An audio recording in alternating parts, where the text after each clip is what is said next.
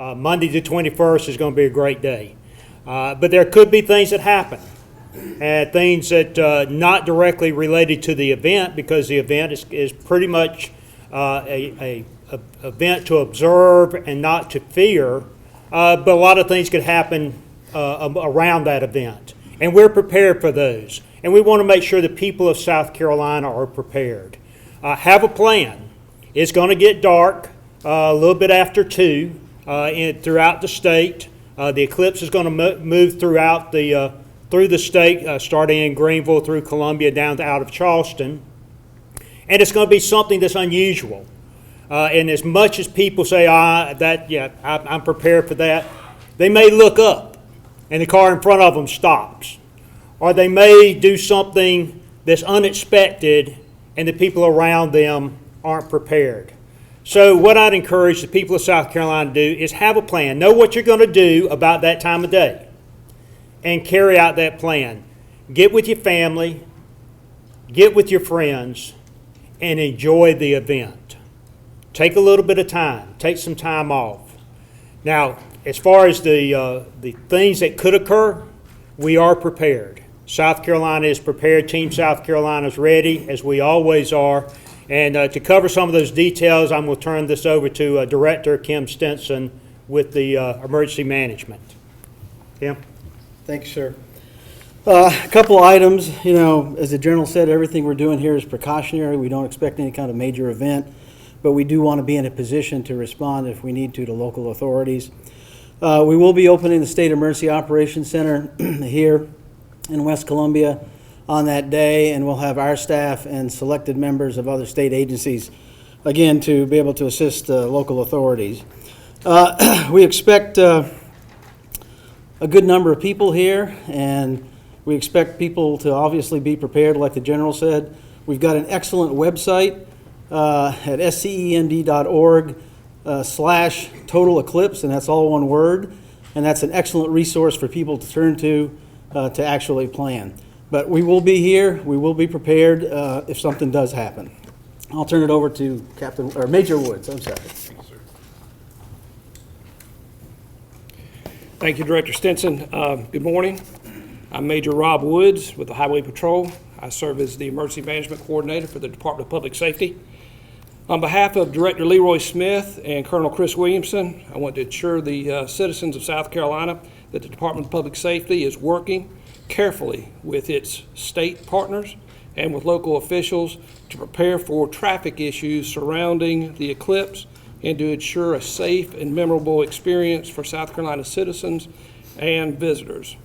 South Carolina has, of course, a very experienced emergency management team that has worked very successfully through a number of natural disasters, to include winter storms and the Great Flood, as well as Hurricane Matthew. But at the same time, while this event is not a natural disaster, it's not a life-threatening emergency, we are not complacent. Discussions and planning efforts have been underway since November of 2016 among SCDPS, and SCDOT, and SCEMD officials to develop traffic management plans to mitigate any possible congestion through proactive incident response and traffic direction. For SCDPS, what this means is all of our Highway Patrol troops will operate at maximum strength and with supplemental personnel from our headquarters troops and the State Transport Police. And these assets will be in place starting on Friday, August 18th through the eclipse date of Monday, August 21st. These personnel will primarily be assigned to line patrol along interstate highways around the state's major urban areas. So that will, of course, be Greenville, Columbia, and Charleston. On the day of the eclipse, line patrols will be augmented by personnel stationed at fixed traffic control points along portions of Interstate 26, as well as on designated U.S. highways. As SCDPS continues with its response and planning activities, we encourage the public to do the same. In this regard, we want to first of all encourage the public to manage their expectations. Okay, first and foremost, there will be congestion and there will be delays. Secondly, we want folks to use good common sense when it comes to avoiding congested highways. So what are some of the recommended actions there? Well, if you can use an alternate route, use an alternate route. Leave early if you're headed to an event. In addition to that, in order to avoid that congestion that's going to happen around the rush hour, it happens every day, you may want to plan to leave those events that you're attending early or to wait a little bit longer, a little bit beyond the rush hour before you leave. And most importantly, we want folks to be patient and to be courteous. The final action item we think is really critical is just to remain safe and to encourage safety. So some of the things that we want folks to think about is, first of all, don't stop in the road. All right, don't stop in the road, don't stop on shoulders, don't stop on emergency lanes. Not only is that unlawful, but it's very, very dangerous. If you're going to view this event, go to a safe viewing location. That's the best option that you have. Do not become distracted or inattentive. That's something that the general mentioned specifically. As you're driving, focus on your driving task, but also look for other folks who are becoming inattentive or distracted. Report disabled motorists, report collisions that you see, and report unsafe drivers, all right? And do that to the Highway Patrol or to local law enforcement. And then the other item there, which it may seem like sort of a common sense thing in and of itself, but we don't take anything for granted, don't wear those Eclipse glasses while you're driving, right? Now, I have nothing further. Thank you, and we again encourage people to plan, and now I'll turn it over to my colleague, Tom Johnson from SCDOT. Thank you, newly promoted Major Woods. South Carolina Department of Transportation works diligently in support and along with the Highway Patrol in planning a lot of these functions and how we react to them. Some of the things that DOT are going to be doing even prior to the eclipse is we're going to be suspending lane closures. A lot of our construction and maintenance that are going on, those will be suspended from the 19th to the 22nd, so as to not create any more congestion as necessary. Our overhead message boards that you see along our interstates will be posted with messages reminding drivers to be safe. They'll be notifying you of any congestion along the way. Utilizing our 511 system will also give you that information. The day of the eclipse, as Major Woods said, we're going to be putting a message on there is, don't look up, don't look at the sun while driving, don't stop on the interstates, and again, can't emphasize enough, do not wear these glasses while you're driving. They're meant for one purpose and one purpose only, and that is to look at the sun during an eclipse. They are complete blackout glasses. So with those things in mind, traffic safety is paramount. Our incident responders, or SHEP guys and gals, will be out there along the I-26 corridor and other areas of the state assisting motorists that are in trouble, or maybe the congestion is too bad to where they've overheated or whatever. So those SHEP teams will be out there patrolling the interstates and assisting those motorists. And as Major Woods said, there will be delays. I mean, there are numbers floating out there of 800,000 to 1.2 million per state. So it's a very congested time, and some of the states, along with DOT, are doing everything we can to assist the motoring public. Thank you.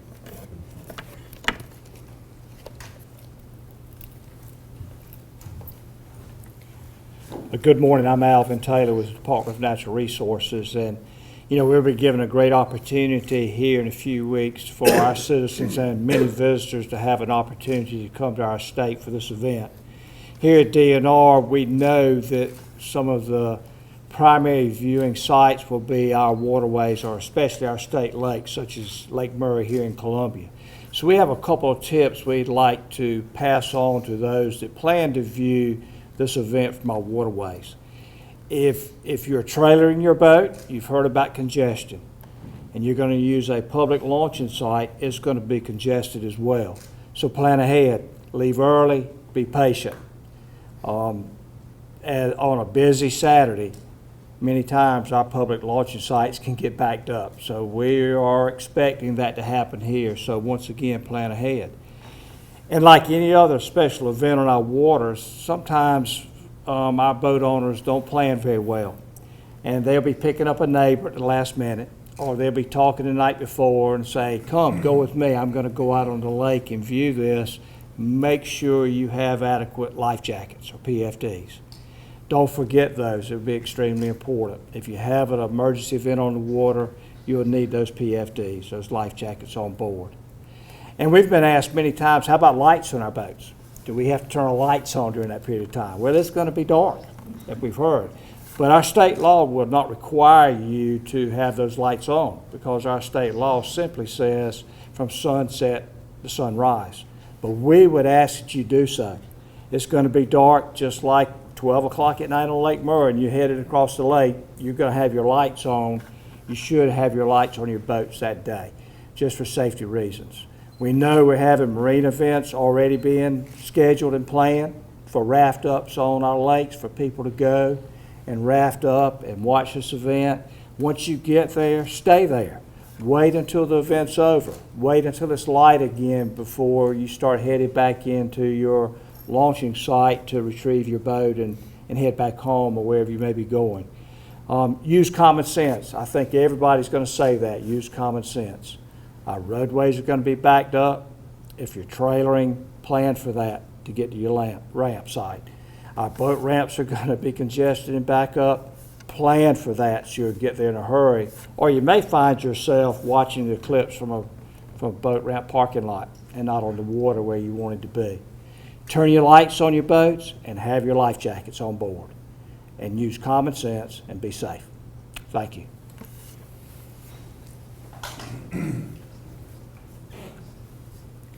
Good morning. I'm Dr. Lillian Peake. I'm the Director of Public Health at DHEC, and I want to share 3 tips on how you can stay healthy during this exciting event and keep your family healthy as well. So the first thing to think about is be mindful of the heat. There are steps you can take to prevent heat-related illness. Stay hydrated, drink plenty of water, avoid alcohol and too much caffeine. Stay in the shade as much as you can, and if you wear loose-fitting, light-colored clothing, that can also help. The second tip is to be aware of the sun and protect your skin. So make sure you're wearing sunblock and look at the instructions to reapply sunblock as needed throughout the day. The third and probably most important thing for this event is you really have to protect your eyes. To view the partially eclipsed or uneclipsed sun, you cannot look at it safely directly with your bare eyes, and your regular sunglasses will not protect you. So you need special solar lenses to be able to view directly the partial eclipsed or uneclipsed sun. There are devices out there that are available. There are eclipse viewing glasses and handheld devices. Unfortunately, not all of those devices that are being sold are being found to be effective. So please go to the EMD and DHEC website and look for the link that will take you to a list of reputable companies. I encourage you to make sure that you have an effective device. Also, watch your children. Make sure that you place the devices on your children if you want them to view this event with you, and monitor them the entire time.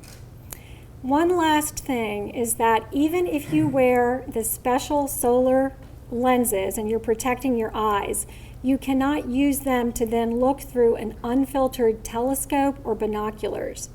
The rays coming through those lenses will be concentrated, and they can damage those solar lenses, and you can get eye damage. So this is really important. If you do not use the special solar filters and lenses, you can experience very serious eye damage, including blindness. So again, the 3 tips. Think about the heat, stay hydrated. Protect your skin, use sunblock. And absolutely protect your eyes and use special solar lenses. Thank you.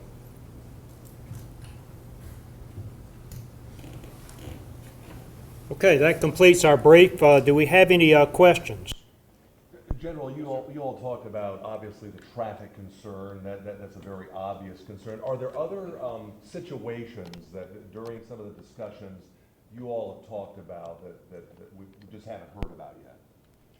Well, anytime that you have a lot of people in a very concentrated area, you have a possibility of nefarious events occurring, outside actors, and we're working that through state law enforcement. We're prepared to deal with those security situations. So we're looking at any type of a mass event. So, in addition to the safety questions that I think we've already talked about, the traffic, it's just like any event, like a football game. You got to be prepared for just about anything. The gentleman with DOT mentioned numbers, talking about 800,000 or so. Just looking at hotel bookings and things around here, can you say, any like numbers you're really expecting as far as visitors to the state? That's what I'm hearing. I mean, it's a once in a generation, and for some people, once in a lifetime event, and it occurs over a very narrow band throughout the United States. And South Carolina is a great place to visit, so it gives people an excuse to be here. So I mean, you look at the numbers that we attract to the beach and we attract to the mountains just during a normal summer.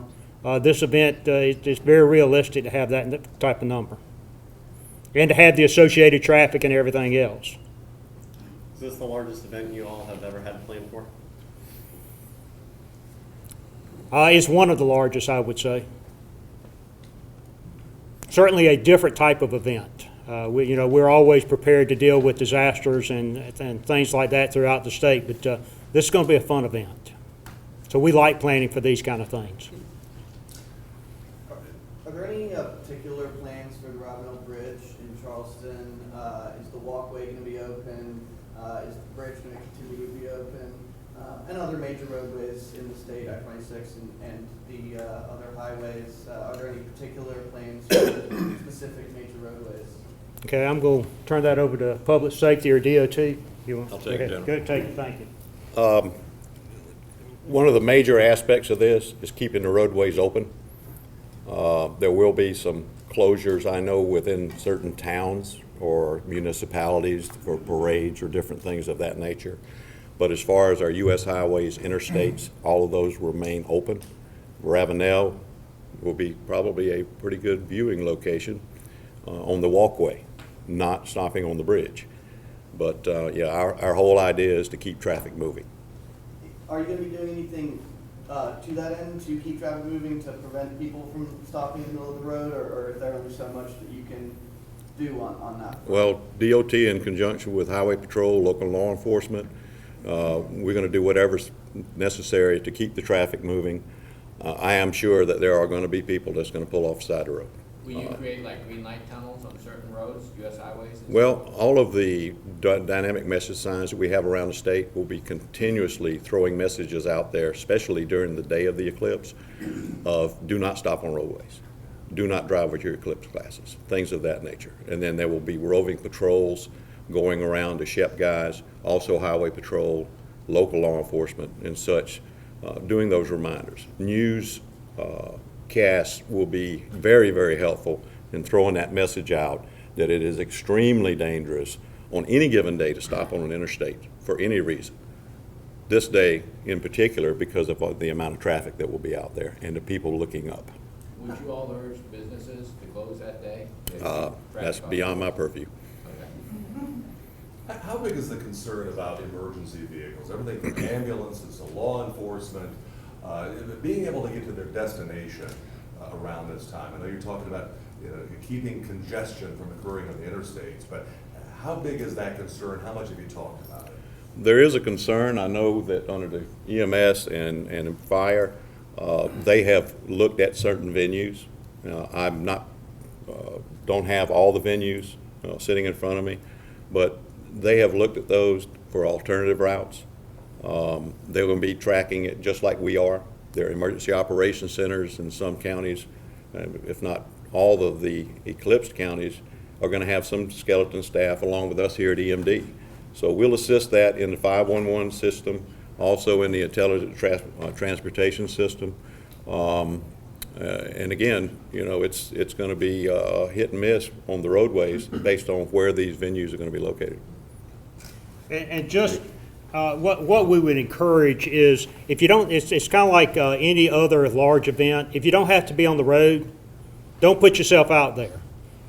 Get off the road during an event. You know, what we would ideally like to see is that the traffic actually decrease during the event, so we don't have to worry about these congestions. We want to worry about congestions before and afterwards, not during. So please make sure that you have somewhere that you can park.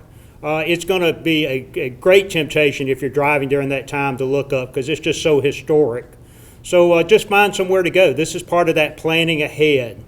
Find somewhere to park, enjoy the event. Don't be in a rush that day. Plan ahead, like all the directors have said, and be somewhere where you can have fun with this, not where you're frustrated or you're in the middle of traffic or causing the traffic.